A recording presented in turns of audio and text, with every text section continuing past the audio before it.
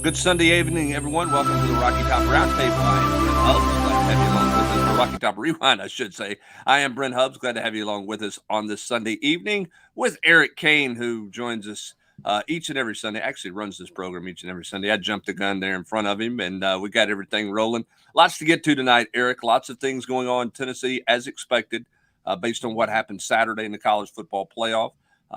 Finds themselves in the Orange Bowl. What an not really a surprise today when you saw the rankings come out. To me, I didn't expect any major movement other than the two teams losing, and I thought that TCU would stay and Ohio State would jump in. So I wasn't shocked by the news of today in terms of where everybody's slotted at. I don't know about you. No, I wasn't shocked. I mean, when you watch the college football weekend, you saw Southern Cal lose on Friday nights, and then of course you saw, you saw some other teams, Clemson, winning on Saturday night. Of course, it was already out because of the loss to South Carolina, but you saw some of those teams losing, and then you had a big push for Alabama to maybe get in that college football playoff, and of course you had Nick Saban go on some network television and some radio and try to plead his case for the Crimson Tide, but nonetheless it was Georgia at 1, Michigan at 2, TCU at 3, and then Ohio State at number 4. Alabama does come in front of Tennessee at number 5, and Alabama will go to the Sugar Bowl, but Tennessee comes in there at number 6. So once we saw everything kind of play out, it was just an assumption that Tennessee was going to go to the Orange Bowl. It's what we thought this entire time before potentially Ohio State, if it was left out of the playoff, might try to go to the Orange Bowl, shifting Tennessee to the Cotton Bowl. But, of course, Ohio State does get that final spot, so all that is negated. I think Tennessee fans are excited. I think Tennessee fans will travel. It's going to be down in South Beach, going to be sunny. It's going to be orange against orange, Clemson against Tennessee. I think Clemson's motivated as well. Sure, they want to be in the playoff just like Tennessee, but Dabo Swinney on the press conference earlier today said he's jacked up and ready to roll. They got a big win in the title game over North Carolina. So I think there's a little bit of juice to this matchup, though, again, both teams probably do want to be in the playoffs. Yeah, no question. I mean, we'll see where the opt-outs are for each team. Obviously, Clemson just in the last few minutes becoming official that DJ is going in the transfer portal. Yeah. We'll see. I'm assuming he's not going to be with the team. He may finish it out. I don't know what he'll do there, but Clemson seemed to find a quarterback last night in the ACC championship game. Now, North Carolina's not exactly stopped anybody this year defensively, so I don't know that that the Clemson quarterback is ready for the Heisman Trophy list right now. But certainly there's a lot of Clemson fans today wondering why in the world Dabo Swinney didn't play him earlier and let him play through some growing pains as a freshman and have him ready, or at least gone to him in the North Carolina State game just to see, if they could have got some more offense going when they only threw for 99 yards in that game. So we'll see what Clemson's at. Where are they on the opt-out deals? But where will Tennessee be on any opt-outs? I will be surprised if Cedric Tillman plays. We'll see what happens with Jalen Hyatt. We'll see what happens with Darnell Wright. I think Darnell Wright is going to play. Based on kind of what I'm hearing right now, and Austin can chime in on that a little bit more later on. I don't know as much about Jalen Hyatt. We'll see what he elects to do as well. So, again, it's that age-old question, right? If you'd have said in the preseason 10-2 in an Orange Bowl, everybody would have jumped all over it. But when you watch the playoff rankings come out, you hear everybody talking about it. You understand exactly what the significance of the loss to South Carolina ended up being for this team. And that was a difficult day. They didn't get it done. And as a result, Tennessee's sitting where they are in the Orange Bowl. And we'll see how this team prepares. We'll see how this team looks. We'll see what they do on offense. Obviously, there's news there. There's a lot of stuff going on right now for it to be. And I knew today would be a busy day with the bowl stuff. But there's a whole lot going on. They had recruits on campus. They got recruits coming back to campus. They got early enrollees coming to campus for bowl practice. And then obviously Josh Heupel's got a hire to make. Yeah, there's a lot to discuss, and we're going to get over it, or we're going to talk about all that stuff over the next 55 minutes or so. You mentioned Austin Price will join us at 8:45 as always.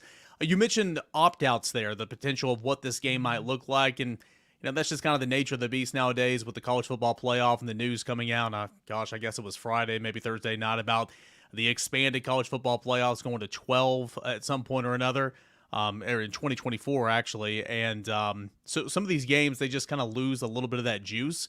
You mentioned Cedric Tillman. You mentioned some of the other ones like Darnell Wright and Jalen Hyatt. Those will be something that we have to pay attention to on Tennessee's side. But obviously for Clemson as well, Josh Heupel today on the press conference for the Orange Bowl and Selection Sunday, he was asked about opt-outs. This is what Tennessee's head coach Josh Heupel had to say about what his team should look like come Orange Bowl time. I certainly expect most of our guys to be there. There's guys that are still gaining information, and guys that were nicked up on the back half of the season that guys see where they get to here over the coming days and make a smart, educated decision for them and their future. But this is a special football game. This is important to our program. It's important to our players inside of the locker room, especially. I certainly believe that we'll have a majority, if not a full roster, when we get down there for it. You're not going to expect anything less from Josh Heupel there. I mean, he's not going to come out and say, I think I'm going to have 4 or 5 guys not play or whatever. But kind of like you said, we'll check on Cedric Tillman. I, like you, would be surprised if he played. See about Jalen Hyatt. We'll watch Darnell Wright. Someone down here is asking about Jeremy Banks. I just think this is going to be a fluid thing, just like with the transfer portal officially opening tomorrow. You've always got to watch everything because these type of bowl games could look a little bit different in terms of the key personnel that you've been sporting all season long. Well, and look, you've got a couple of variables, right? You have the injury variable, where some guys, they feel like they're 100%. I mean, Alontae Taylor made a right decision a year ago. His foot wasn't well, and it helped him by getting well. That was not an opt-out like, I just don't want to play football. That was an opt-out. I need to get myself right and get ready for the draft and get ready for the Senior Bowl and be able to put my best foot forward, and that was the right decision for him. You've also got a situation where you have academics involved. You got to finish final exams, and you got to see what happens there. And I don't know anything, but they haven't gone through final exams, and we'll see what everybody looks like there. You got to pass 6 hours in order to be eligible for postseason play. So a lot of things, I know everybody wants the answer right now, but we'll wait and see, what happens, over the course of the next week and a half as guys gather more information, classes end, and all those types of things. Now, Tennessee's opponents on December the 30th in the Hard Rock Stadium, it'll be Miami. Tennessee's playing Clemson. It's going to have, you mentioned DJ, quarterback, likely entered the transfer portal. That report came out just before we took the air here. But they went ahead and make the move to the true freshman in Cade Klubnik. And he played really well, had over 300 total yards. He had over 2 touchdowns total. Came in the third series, I believe, when DJ started like 2 of 5 with 2 3-and-outs.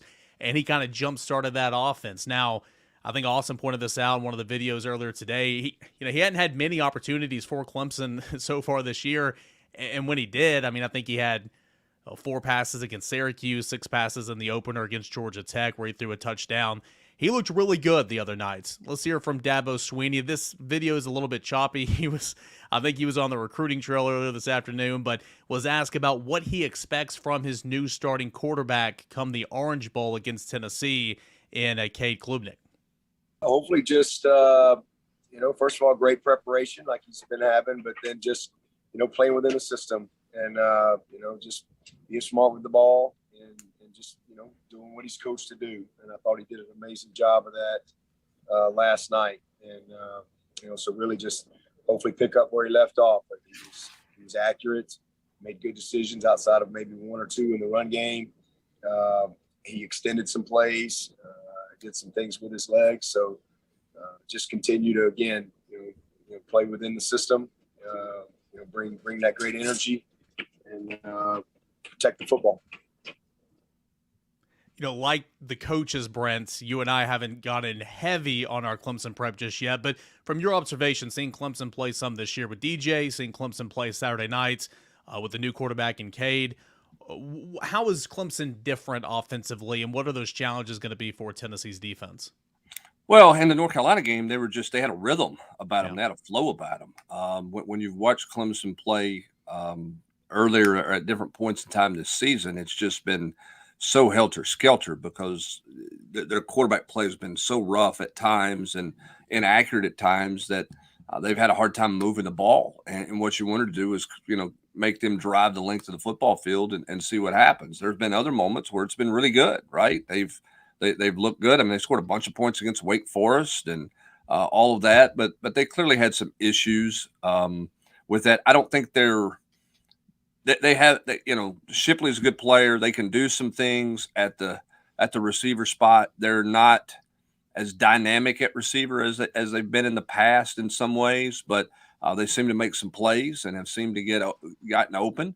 And last night they had a rhythm. North Carolina takes that opening possession, goes down 7-0, and they had a chance to jump on them pretty good, and they failed to do that. And then they turned the ball over and did a couple things that gave Clemson some momentum, and Clemson seized control of the football game and ran away with it.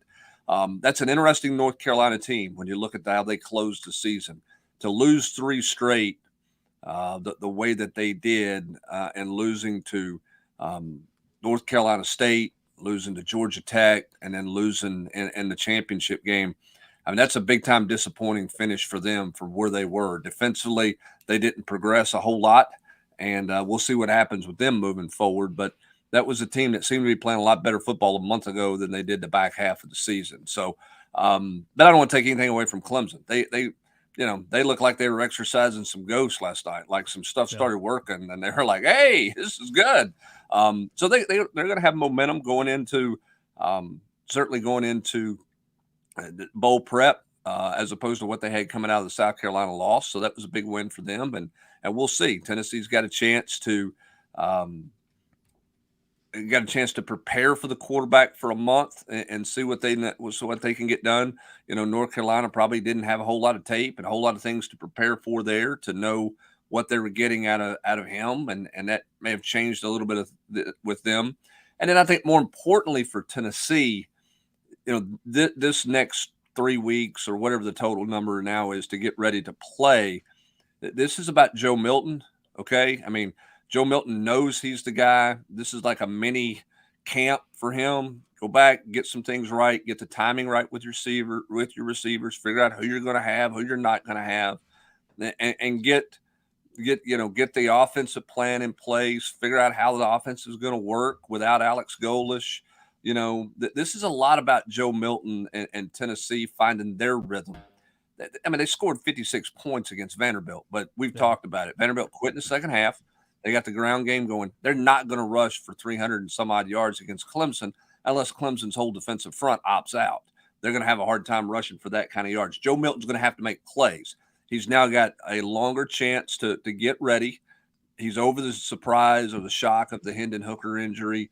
And now he's got to get himself right. This is on Joe Milton to get himself going, and Tennessee to get him cleaned up and get everything ready to go so that you don't have all the overthrows that he had in the Vanderbilt game. Weather was a factor and all of that. So we'll see where Joe Milton's at, in this bowl game. I think this is an important bowl game for Joe.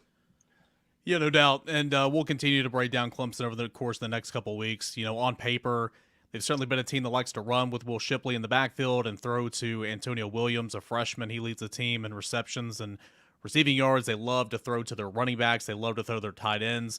Will that change at all offensively for Clemson with Clay Klubnik in there? We'll have to find out. We'll see. Before we hit a 60, though, I do want to ask you, let's go back here to the college football playoff rankings, and we'll take your questions here in segment number 2 if you guys have any.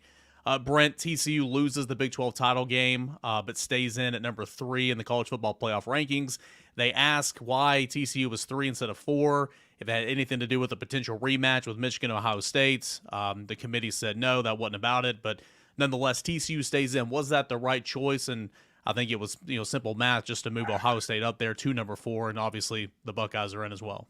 Yeah, I mean, here's the thing you would like to say, right? Like you would like to say TCU's resume is better.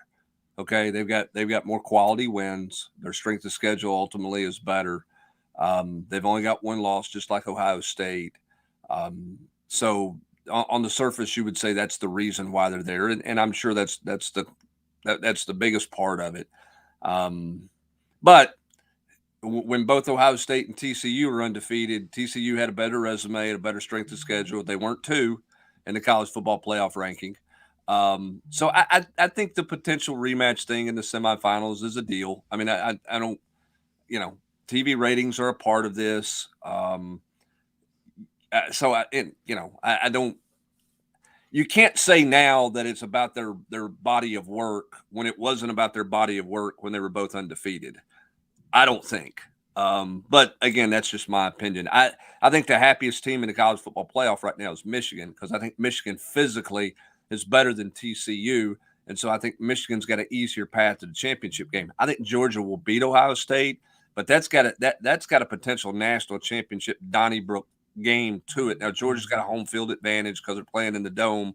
But I think Michigan, when they saw that today, went, yeah, we're good with that. We absolutely like that deal there. It's hard to beat a team twice, as we know.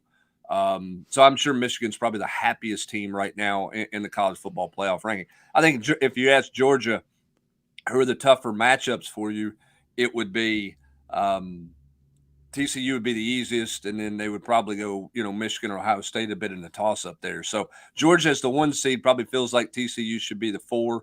But there's all kinds of variables in this playoff committee deal, and I don't think it's anything. I don't think it's anything crazy like some vast conspiracy. I just think there's an emotional human element to that side of it that nobody can predict, Eric. You can't predict.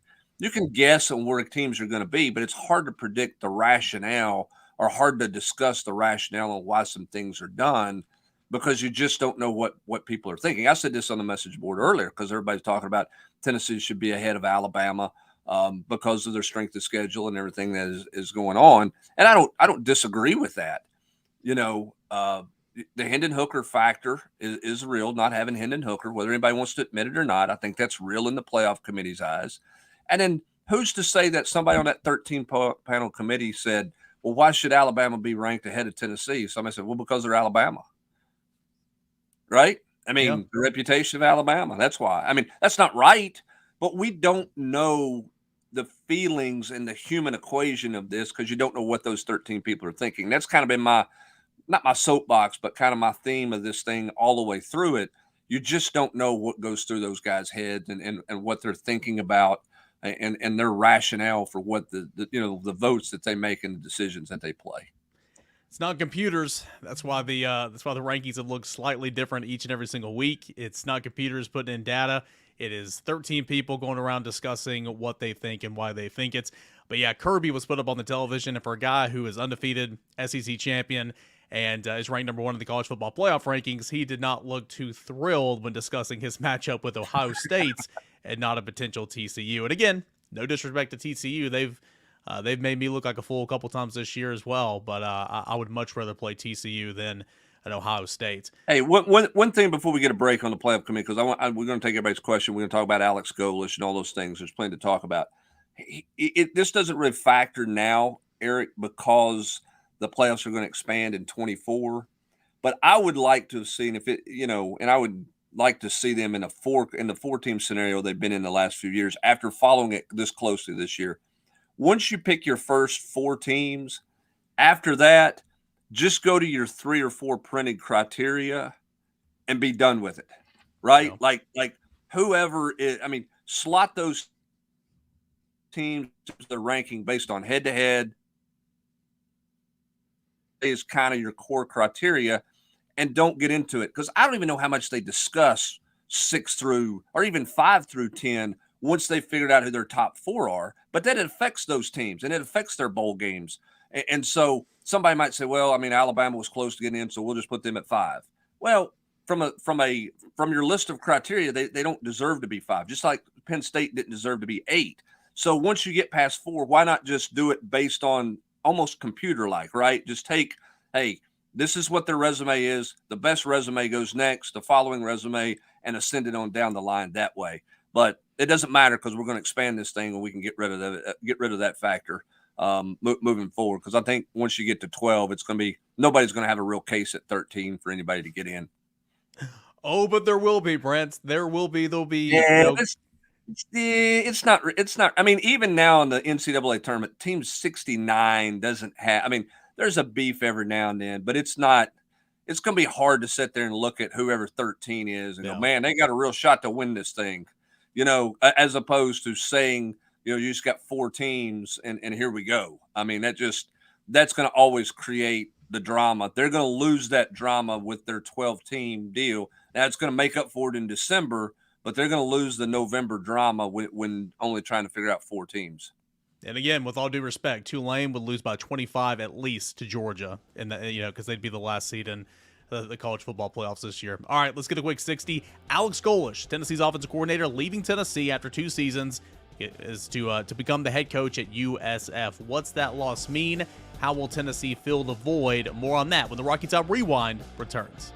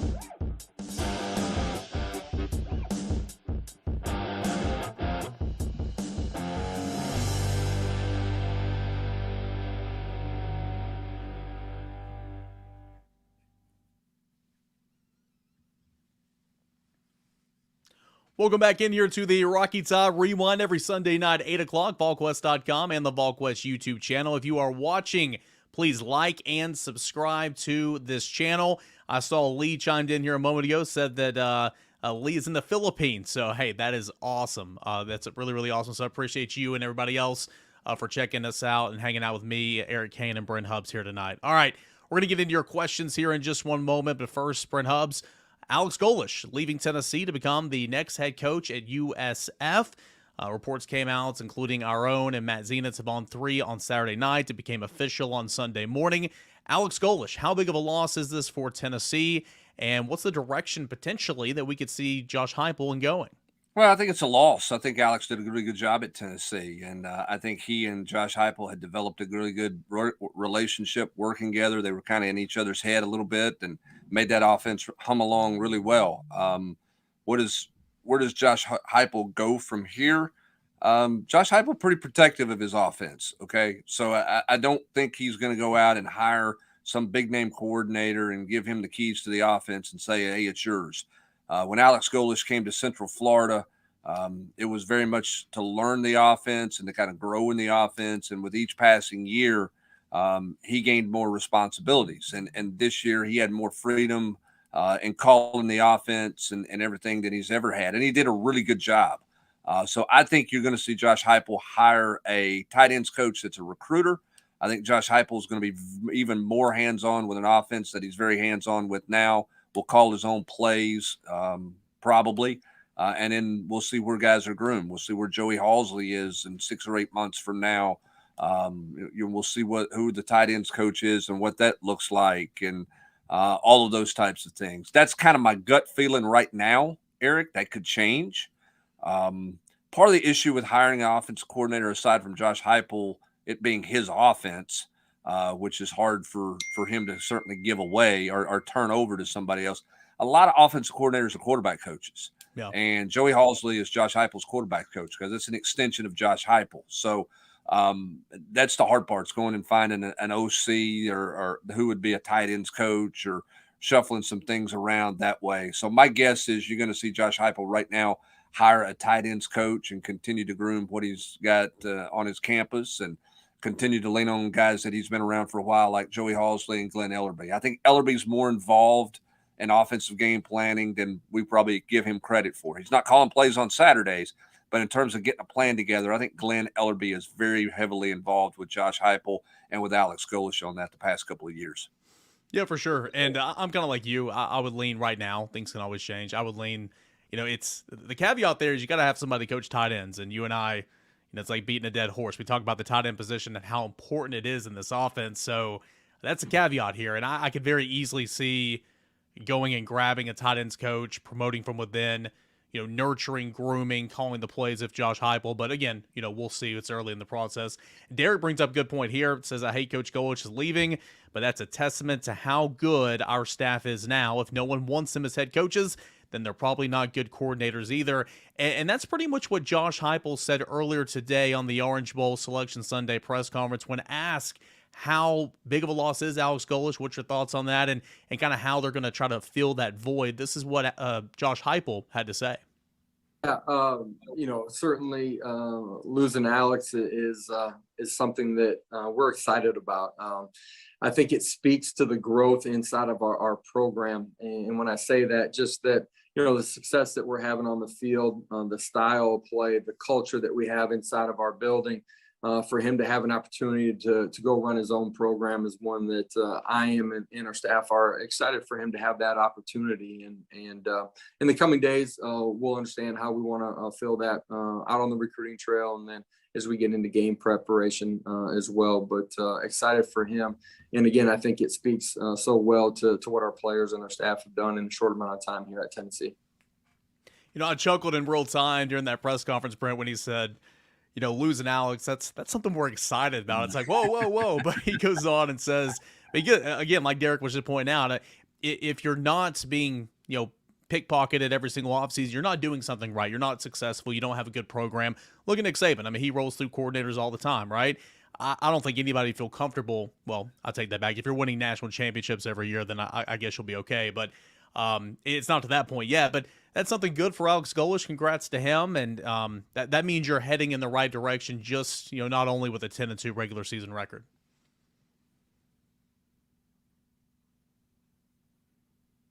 It is an iconic, bowl experience, and one that I know everyone will enjoy being a part of. Eric Palms and the entire Orange Bowl staff, they do an amazing job, as does everybody that's affiliated with this bowl. So, and then you throw in the fact that you get a chance to compete against a team like Tennessee that may be the best team in the country this year. They are one of those teams that certainly can play with anybody, and they showed that all year.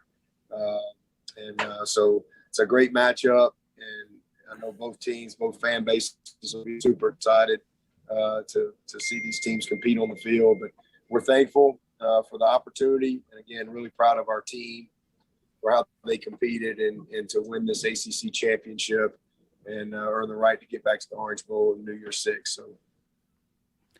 Again, that was Dabo Swinney earlier today on the press conference there with both head coaches. But again, just a testament to the program, where you're at right there, New Year's 6 bowl game, but also to the guys that helped you get there in Alex Golesh. And we'll just have to see the direction Tennessee wants to go in, Brent. Yeah, we will. And again, I mean, Alex Golesh wanted to be a head coach. I've seen some people in the comments section saying they were surprised that he left for this job. South Florida's been a difficult job. The Bull, that job in Tampa has been tough. They've eaten some coaches up. Jeff Scott, a former Clemson offensive coordinator, really struggled there and was the guy who was fired to create the opening for Golesh. Now, South Florida's invested in a facility. They're talking about investing in a stadium and putting a lot more money into athletics. That was probably something that was appealing. But I think Alex Golesh had an itch to run a program. And that's not because he was unhappy here. He didn't like Josh Heupel or there was some issue on staff, anything. I just think he had the itch to be in charge and wanted to run a program and felt like this was with his ties to South Florida. And he knows quite a bit down there in the 7-on-7 scene, has some relationships with guys there, was obviously in Orlando for a year. Felt like that was an opportunity to get going and to get his head coaching career going. Again, he's got a challenge in front of him. That's not an easy job. So we'll see if all those resources come about, and certainly wish Coach Golesh the best. He was not unhappy here. His family loved it here. I just think the itch for him to be a head coach was just too much for him to say no to at this point. Here's a question that I think you can answer because I'm not sure if I know the answer for sure. PC Showtime says, read on VolQuest Tuesday or today that Alex Golesh, being hired away. Who was the last Tennessee assistant hired as head coach? Was it David Cutcliffe? Was he the last one? hired away to be a head coach. Now, some eventually went on to be head coaches, but Yeah, I mean, away. Randy Sanders ended up being a head coach, but he obviously wasn't a head coach when he left Tennessee. Doug Marrone left Tennessee to go to the NFL. I'm just trying to think of prominent guys who left. Right off the top of my head, I want to say yes, unless somebody left for a small job who was just a position coach that I don't remember. I'll have to go back and look through, and I'll try to do that right quick here. But you know what? Dave Clawson got fired here and ended up with the head coaching job at Bowling Green. Okay, that's right. He didn't really leave. He didn't leave here to take another job. He got run out of here and got fired from here to take on another job. Justin Wilcox went to be a coordinator. Sam Pittman left. He was not retained. Yeah, I mean that may be right. I'll have to go back and look and see if I'm missing somebody right off the top of my head. That certainly feels right, but I don't know that that's the case. Josh Conklin may have left here to end up being the head coach over at Wofford. I'd have to go back and look at that one. In terms of big name guys leaving for a bigger job who was coveted by another school that way, I mean, you would certainly, maybe go back all the way to Cutcliffe. Derek's also wanted to know, is it known yet if he's going to coach in the bowl game? Brent, I would assume not. I don't think that's the belief right now, but have you heard anything else on that? No, he's not going to coach in the bowl game. Yeah. Okay. Just go ahead and start your new tenure down at USF. He's done it. Yeah. Josh Heupel was also asked, and he didn't really answer this, but kind of in your opinion, it's a very busy time for recruiting right now. You're going to be hitting the planes, hitting the interstates, and you got to go recruit. Obviously, you would promote an internal staff type guy, but that's not a long-term fix. But I mean, Tennessee's probably just going to bring somebody off the support staff to put on the road. Is that correct? Yeah, that's what they'll do. And I knew I'd miss somebody. Tyson Helton got the Western Kentucky job. He left right after the Vanderbilt game. That's why I hate those questions, because I'm old and I get put on the spot and I can't remember. Well, I should have known that one. And so there you go. I mean, you get more information over on the right screen in the comments section than you do when somebody asks me a question that I can't come up with an answer for. So Tyson Helton would be the last guy to take that, as he took the Western Kentucky job.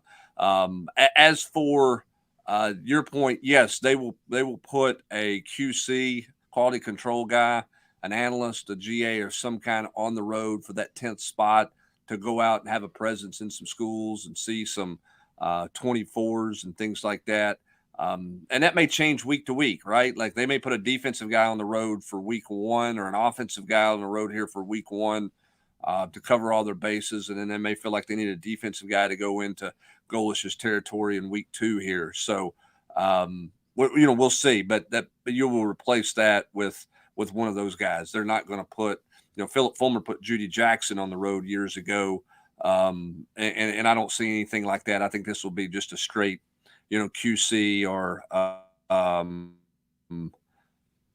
something like that. And by the way, Zachary Whitfield at 32, you're not old. You're a long ways from being old. I'll let you know when you get to old. Happy birthday, by the way. Yeah, happy birthday. I feel like I should have known that one too, because that was just a couple years ago. But again, I don't remember the 2018 Tennessee offense. I mean, I'm not firing him. I mean, we're not firing him. I mean, he's taking a job at Western Kentucky. Wouldn't characterize that offense as explosive, but nonetheless. Hey, let's grab another 60. When we come back, SEC teams and bowl games, some of those other big intriguing matchups. Plus, there's going to be a lot of team news regarding postseason awards. Alex Golesh, now at USF, is still up for the Broyles Award. Will Hendon Hooker be a Heisman finalist? We'll know all that information coming up in the next couple of days, and we'll talk about it coming up next right here on the Rocky Top Rewind.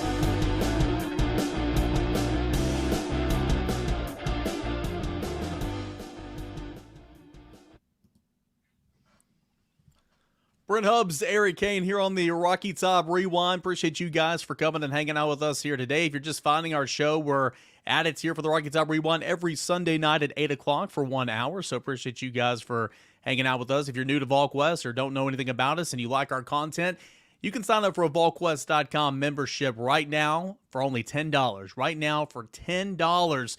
You're going to get a 1-year subscription to VolQuest.com. That deal is going to be up until kickoff 2023. So go ahead and do that right now. Make it a stocking stuffer as well with Christmas right around the corner. Brent, you got 11 teams from the SEC. They're in the playoff or going bowling.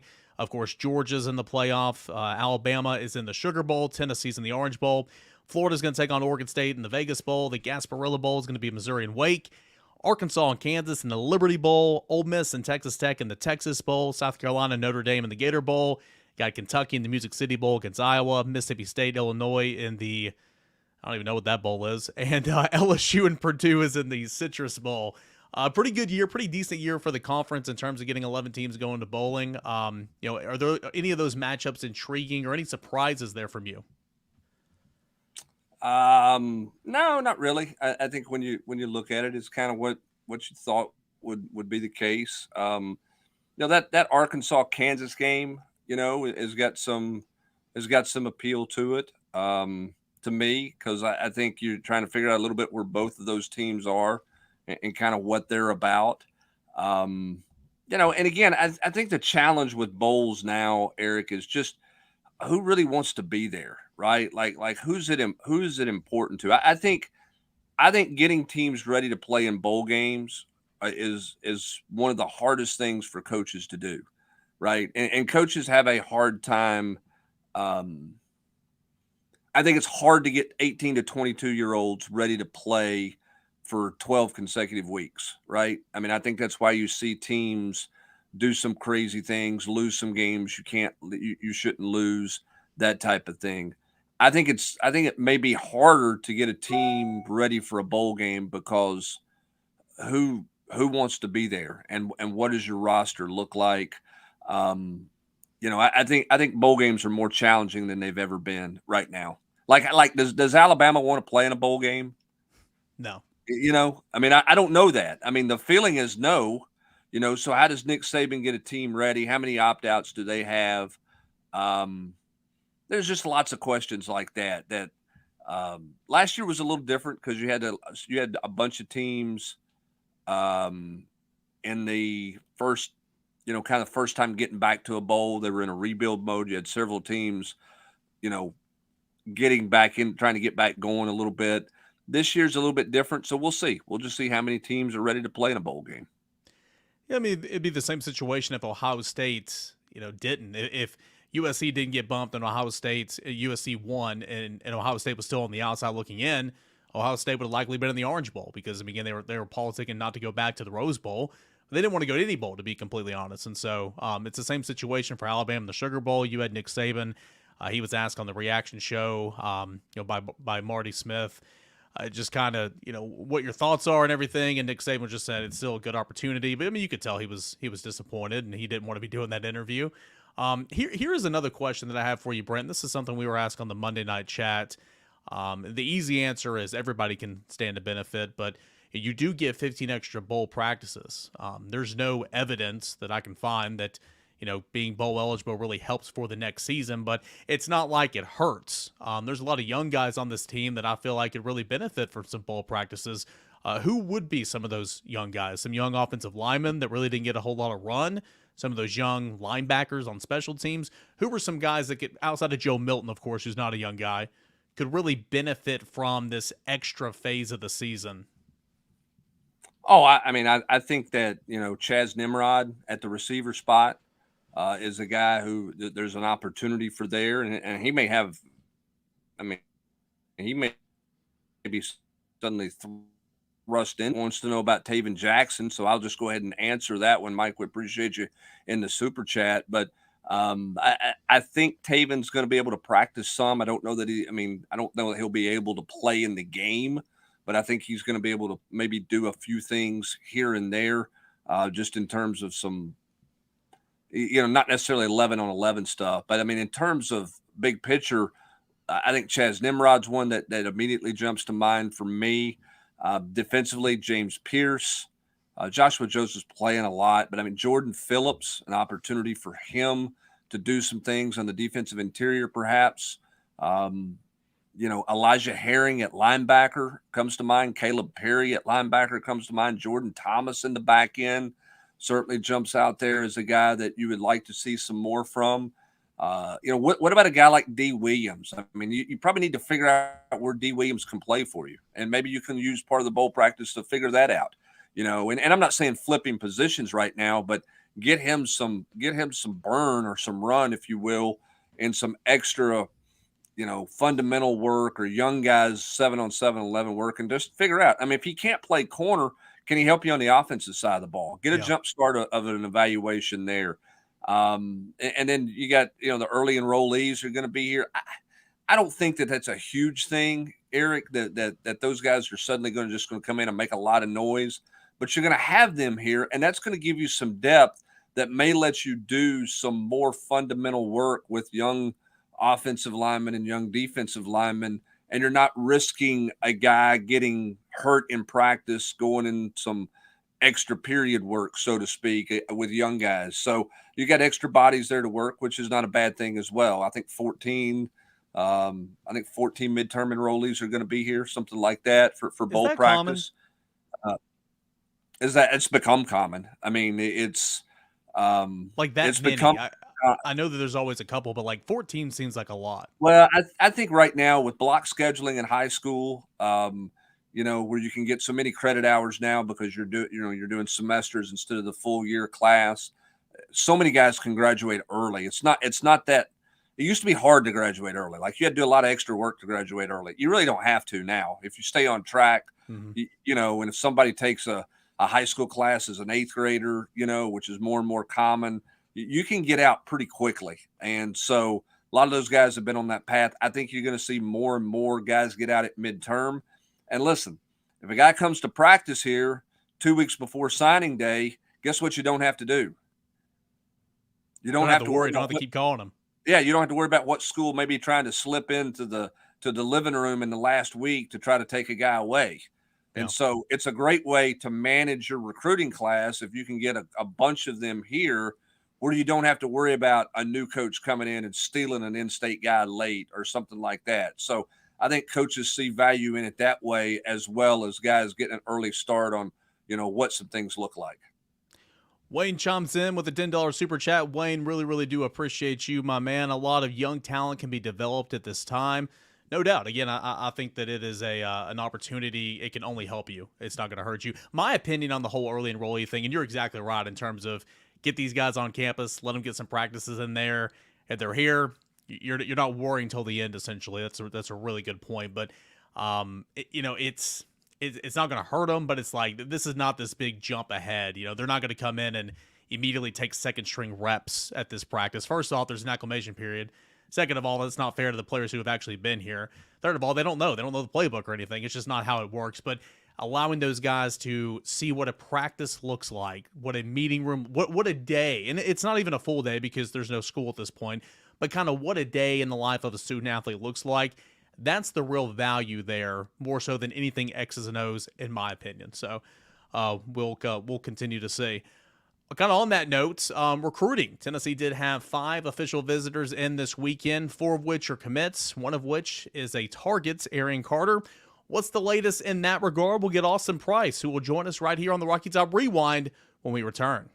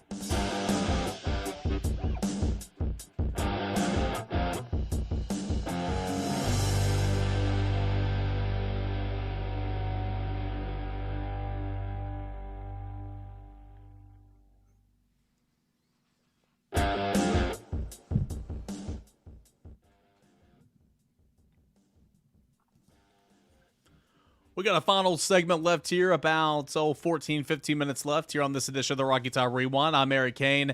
That man is Brent Hubbs. Austin Price will join us here in just a moment to give us the latest in recruiting. National Signing Day just a couple of weeks away, and Tennessee coaches are out on the recruiting trail doing those in-home visits, going by the schools. A lot going on in that regard. But also, when you turn about roster management, Brent, December 5th, that is tomorrow. And it's already been a little while this past week. It's going to get even crazier with the underclassmen officially allowed to enter that first window of the transfer portal. Just another example of how college football is different now than what it was 5 years ago. Yeah, and I'm going to be curious to see who goes in, Monday. I mean, here's the thing. If you know you're going in, what's the advantage of waiting till Monday to go out and publicly say you're going in, right? I mean, what do you? I'm not. If your team's playing, I get that, but I mean, why not go in today and let everybody know you're planning on going in early? Which we've seen a lot of guys say, "Hey, I'm going to enter it Monday when it opens up." Yeah. So, will there be this huge rush of brand new names? There'll be some, but how many will there be tomorrow that people have just set on it and not put it out on social media what their plans are? Because a lot of those people have put it out there to try to get a jump start, right? Try to get an early deal. And see what schools might be interested through different ways of communicating and talking to guys on teams and stuff like that. So we'll see. There'll be a lot of activity tomorrow. I think you'll see a lot of offers. I think you'll see a lot of a lot of players talking about schools they're going to visit and that type of thing. I'd be curious to see just how many just links and numbers of guys coming in are going to be really interesting to see. I don't know that it's going to be as crazy initially as some people may think it's going to be. It might be, but we'll see what it looks like. Yeah, I'm intrigued too. I mean, Tennessee's already had 5 players announced that they're going to enter the transfer portal. Tight end Miles Campbell, 2 wide receivers in Jimmy Holiday and Jimmy Callaway, 2 running backs in Justin Williams-Thomas and Laneith Whitehead. None of those a major surprise. A couple of them definitely not a surprise. I think the biggest upside, or at least the guy who's shown enough on tape, or anything on tape, would be Jimmy Holiday, of course, because he's returned some kicks. But I would expect there just to be some more modern movement from Tennessee. I mean, you're seeing that some of the best teams in the country, saw some Clemson players, some Georgia players go in the portal early today. I would expect some more smaller names like that. But again, it might not be this big mass exodus like we've all just kind of been insinuating, at least until maybe not for your team. I guess we'll just kind of have to see, but that's kind of the nature of the beast right now, and you have to meet with your players. That's what they did last week. Everybody met with their position coach. Everybody met with Josh Heupel, kind of saying, this is where you're at. This is where I see you. And then you got to go and make a decision for you, and a couple of guys have already made that decision. Yeah, they have, and that will continue. So, we'll see. A lot of those guys from Georgia and Clemson went in today because they didn't play, or because they played last night, and so they didn't want to be any kind of distraction. That's kind of a thing, I think, for as a measure of respect for the program that they're in. I mean, I'm sure DJ knew he was going in the transfer portal, but why let that be the storyline right after the game last night, or even before the game come about? So I think a lot of people knew or know, handle it that way, where they're trying to do better for the team and do better for the program. Let's get a couple of questions in here. Austin's going to jump in here as well. We'll get a couple of questions here. Justin wants to know about the Missouri receiver Lovett. Do you think Tennessee becomes a factor there? I think the first thing with Lovett, Eric, is everybody is trying to figure out what's he looking for. A lot of these guys in the portal are looking for NIL deals, and what are they asking for, and how many guys are playing the market out there and playing the field, and if they don't get what they like, are they going to go back to the school that they're from? That's kind of been the vibe out there a little bit with Lovett. We'll see. I mean, he may end up taking 4 visits, and we'll see if Tennessee's involved in that one or not, Austin. But that's going to be the challenge, I think, for coaches is, who's realistic, who's not, who's just looking for a money grab, what's somebody worth. There's a lot of balancing going on to the transfer portal here starting in the morning when this thing gets cranking, where you can have the interaction and the conversation with each other. Yeah, I would expect Tennessee to be fairly active. We're talking to several people, Lovett being one of them. It doesn't mean it'll go anywhere.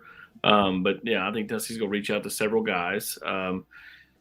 I think there's a lot of posturing going on out there. There's posturing going on all across college football, including Tennessee, to the point where like players that you might not even think, would even think about going to the portal are entertaining it because, NIL money and fit and so on and so forth. So we'll see what Tennessee does. I ultimately think Tennessee would like to go bigger at receiver.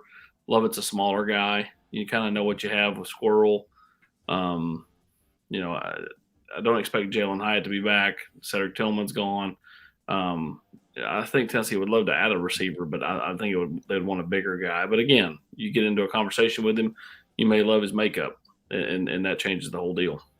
Yeah, I mean they've certainly gone bigger the last two off seasons. Javonte Payton, 6'3", explosive on the outside. Brew McCoy is Cedric Tillman, but an inch shorter. So you got Squirrel White coming back in the slot as well. But you're right. I mean, if you talk to the guy and you really like him, then potentially that can happen. And also, Austin, I think it's important to remember, not necessarily for main guys who will get NIL deals, but a lot of these guys that enter the portal thinking the pasture's greener on the other side. If they want to come back, the school has the decision to say, no, I mean, you can come back, you ain't got a scholarship. So it's kind of one of those where you're betting on yourself as well. Yeah, I mean, there's a lot of that going on.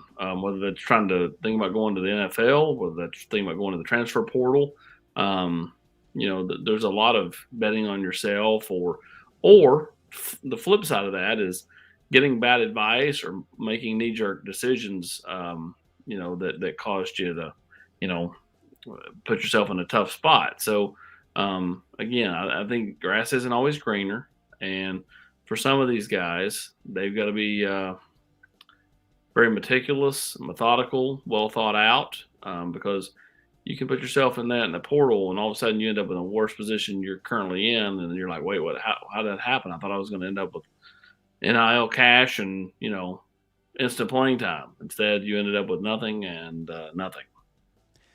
Tennessee had 5 official visitors wrapped up their visits earlier today, 4 commits, and then obviously the one that was not committed. Arian Carter, 4-star in-state linebacker that saw his recruitment take off about mid-season when they started playing him at linebacker instead of running back. What did Arian Carter have to say about his Tennessee visit, and how do you think the Vols did this weekend in that regard, knowing that Bama is the leader in the clubhouse? Good, solid visit. Think Tennessee made up a lot of ground. Think the family had a good time. Think that Arian had a good time. Is it enough to overcome Alabama? We'll see. Again, he's going to visit there this coming weekend, but a lot of it can be just as simple as feeling the vibe. Does he feel like it's family? Does he feel like it's at home at Alabama? Or did Tennessee show him that and he feels better about, kind of where things are with Tennessee? I ultimately think that this thing's gotten really, really tight, and I don't think you'll know until coming up next weekend. Now, interestingly enough, he is going to sign early, but not announce his decision to the Army All-American game. We all know how that plays out. Normally the team that, does not land Arian will link it out. So for a weekend like this, when Tennessee had 4 commits in here, and I know every commit's different. I mean, the 4 that were here are pretty solid Tennessee commits. There are some commits that you're always going to hold on to and kind of pray until the end here. But what's a weekend do for that kind of group when you have 4 guys that you're really solid with and just one guy is not committed? I know Caleb Herring was trying to play the role of recruiter himself, but outside of Carter, there really wasn't much juice to the recruiting weekend. I feel like the weekends to come and the weeks to come will be a little bit different. Well, I think what you're going to see in the rest of the way until the early signing period is Elijah Davis, and that's about it. Now, what I think you can see is transfer visits, and in January, transfer visits. So, for the current group that was here this weekend, it's more about checking the box, taking your official visit. A lot of these guys, they dream about taking, getting to commit to the school. They think about taking the official visit to the school they're committed to. It's all about checking the box and just continuing to kind of, show these guys, hey, this is where I want you when you get here. You currently weigh this. We want to get you to that. When you get here for bowl practice, we're going to focus on this. When we get in the, nutrition room, we'll, I think it was Rodney, Elijah said this in the interview, but, or Caleb said this in the interview, Caleb Herring, Rodney Garner basically said, we're going to hook a steak IV to you. We got to put weight on you. So, I mean, I think that's as big of anything right now is what they're kind of focused on when these kids come to campus. Sad thing is, he's already gotten a whole lot bigger than this time last year as well. So he is making some progress. Austin, Justin wants to know, any 2024s getting close? I know that there's a great crop of in-state 2024s. Any of those guys getting close? Yeah, I do think that, you look at, Evan Spillman, I think he's getting closer. I mean, that one could pop at any time. Could pop in December, could be all the way up until March. I think he's done by sometime early spring at the latest. Boo Carter, Tennessee continues to be in a good spot there. Marcus Gorey, Tennessee continues to be in a good spot there. It's just a matter of the kids deciding, okay, I'm ready to pull the trigger and actually doing it. So, again, Tennessee's in a really good spot with Kamaro Brown. Outside the state, Tennessee's in a really good spot with Ryan Wingo. And, they'll gear up for those, likely a January junior day, and then, of course, junior days in March. Austin, you've had 5 Tennessee Vols announce that they are going to enter the transfer portal. All offensive, by the way. Yeah, all offensive. Does that change Tennessee's plans for attacking the portal? Or is that does it change, or was it always going to be the thing where you're going to go try to find this position, that position? But you had 2 receivers and 2 running backs and a tight end, obviously, where you're already going to go and try to find a tight end. Yeah, I don't think it changes Tennessee's plan. I think Tennessee will take, multiple tight ends. Even if Jacob Warren came back, I could see them taking multiple tight ends. Now, they don't have to. If Jacob Warren decides to come back, could just take one. But I think, there's a chance Tennessee takes multiple tight ends. Offensive tackle, very, very important. Again, defensive line, secondary, Tennessee wants to improve across the board. And then again, if you had the right guy fall your way at receiver, the right guy fall your way at running back, you're going to give them a look. But I think right now, if you said, as we say here on December 4th, running back or receiver, I think Tennessee's taking a receiver more so than a running back. It's interesting, too, because, you were in a situation this year for most of the year where you had 4 scholarship running backs. You may do, but if you remember in 2021, you had to turn to a walk-on to get some critical carries. I think you want some more of that. So that's kind of surprising to me a little bit. Last thing, Austin, anything you want to mention on Alex Golesh taking the job at USF and Tennessee going to the Orange Bowl? No, not really. Coach Golesh has wanted to be a head coach for quite a while, and I think he would love to have been in play more at Cincinnati. They talked to him, but ultimately it looks like they're going to go in a different direction. They wanted somebody that's been a head coach before, and Coach Golesh is going to take his shot at South Florida. I think it was Hubs earlier in the show that talked about the places. It's been tough on coaches. Coach Golesh is a good coach. He's a really good football mind. I think he'll surround people. Surround himself with quality people. I'd be shocked if he's not a winner. Now, again, what's winning at South Florida? I think that's the biggest thing is, can he get them to 6-7 wins fairly quick and then try to build off of that. Ultimately, you're going to have a chance to bring in some talent there. And can you take out of the portal guys from Alabama or Auburn or Tennessee or whoever that haven't been able to get on the field at those SEC schools, but just want to play, and they're really still talented players, and make them a fit at South Florida. I think that's key. And that's for the Orange Bowl. Best situation for Tennessee when you think about game time, atmosphere, opponent, weather for fans, so on and so forth. I don't think it could be any better than 8 o'clock December 30th for the Vols. On the way out, Super Chat, Mike sends us one in. Austin, in your opinion, will Tennessee's next offensive coordinator be from outside or inside the program? I'd say I will go inside, because I think they'll just give the title probably to Joey Halsley. If as we said here on December 4th, that's not some kind of like prediction that it's going to happen. I'm just kind of reading tea leaves, and I just feel like Coach Heupel is going to go out and try to hire a tight ends coach. If he does that, then I expect it just to be a coordinator title for Coach Halsley. And I think, Coach Heupel would love to bring Coach Halsley along. Coach Halsley's still relatively young. He's 36. He's still, he took a few years off to, away from the game and then got back in. I think he just wants to continue to bring him along, let him learn, and see where it goes from there. But, Coach Halsley's a really smart football mind as well. And, does a really nice job in the quarterback room. Mike, we appreciate the super chat. We always appreciate the super chats, and we always appreciate all you guys for hanging out with us in the comments section and joining us every single Sunday night at 8 o'clock for the Rocky Top Rewind. Don't forget, if you're watching this right now, please like this video and subscribe to the VolQuest YouTube channel if you haven't already.